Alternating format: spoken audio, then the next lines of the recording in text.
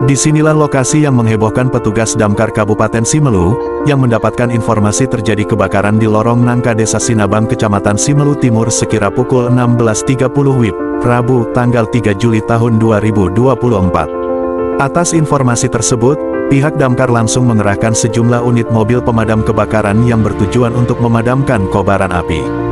Ketika tiba di lokasi kejadian, ternyata tidak ada kejadian kebakaran, melainkan hanya ada seorang ibu rumah tangga sedang membakar sampah. Saat ditanya media, ibu tersebut merasa kaget, tiba-tiba ada mobil pemadam kebakaran datang, padahal si ibu tidak menelpon mobil damkar, karena dirinya hanya membakar sampah, dan kemarin pun ianya juga membakar sampah di tempat yang sama.